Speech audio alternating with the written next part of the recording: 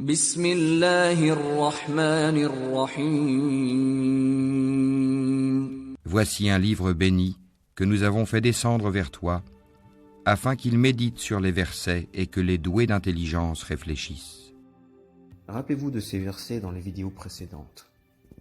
Voilà le paradis dont nous ferons hériter ceux de nos serviteurs qui auront été pieux. Et nous avons certes écrit dans le Zabour, après l'avoir mentionné dans le livre céleste, que la terre sera héritée par mes bons serviteurs. Les justes hériteront du paradis. Les justes hériteront de la terre. Ne médite-t-il donc pas sur la parole? Réfléchissez donc à ce qu'est la parole de Dieu, le qawl. Gardez en tête ce que peut être la parole de Dieu et les versets des livres de Dieu.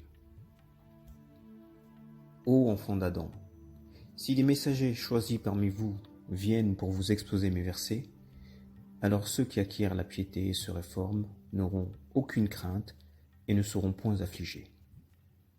Et lorsqu'Allah prit cet engagement des prophètes, chaque fois que je vous accorderai un livre et de la sagesse, et qu'ensuite un messager vous viendra confirmer ce qui est avec vous, vous devez croire en lui et vous devrez lui porter secours.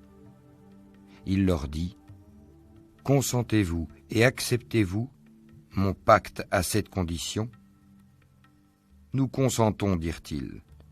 Soyez-en donc témoins, dit Allah, et me voici avec vous parmi les témoins. Qui sont les enfants d'Adam? Faites-vous partie des enfants d'Adam?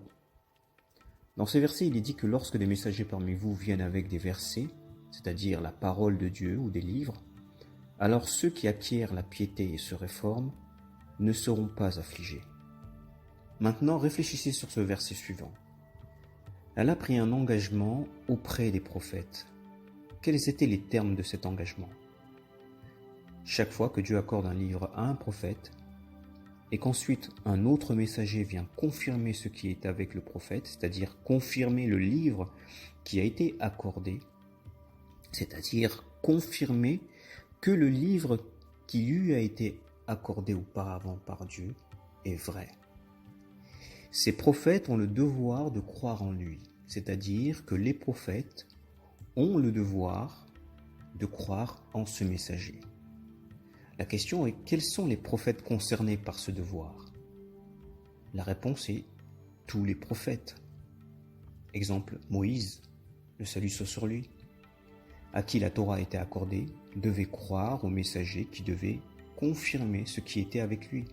Exemple, Jésus, salut soit sur lui, aussi à qui l'évangile, l'Injil, a été accordé, devait croire au messager qui devait confirmer ce qui était avec lui.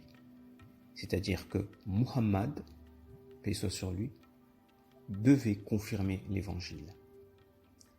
La question que l'on serait en droit de se poser est: est-ce que cet engagement concerne aussi Muhammad, paix soit sur lui?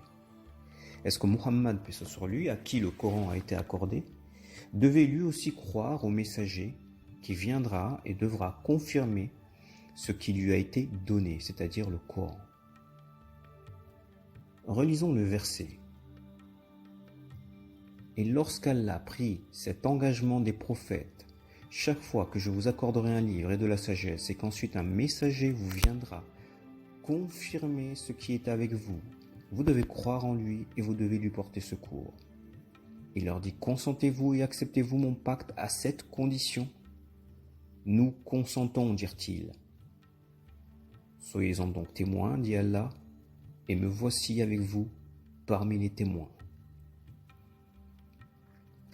Est-ce que ce même engagement d'Allah a été également pris auprès du saint prophète Muhammad, paix soit sur lui? La réponse à cette question est dans un autre verset. Lorsque nous prîmes des prophètes leur engagement, de même que de toi, de Noé, d'Abraham, de Moïse et de Jésus, fils de Marie, et nous avons pris d'eux un engagement solennel. Oui, ce verset confirme bien que l'engagement a bien été pris aussi auprès de toi, Muhammad, paix soit sur lui. Donc Muhammad doit lui aussi croire au messager qui viendra confirmer le livre, le Coran, qui lui a été accordé. Ce raisonnement suscite bien entendu des questions. Quels messagers sont censés venir après Muhammad? Dans les traditions prophétiques, il est question du retour de Isa ou de l'imam Mahdi qui viendrait après Muhammad. Mais il y a un verset sur lequel chaque croyant devrait méditer. Ce qui doit venir dans la vie future. Surat al-Baqarah, Alif Lam Mim, c'est le livre au sujet duquel il n'y a aucun doute. C'est un guide pour les pieux qui croient en l'invisible et accomplissent la salat et dépensent de ce que nous leur avons attribué.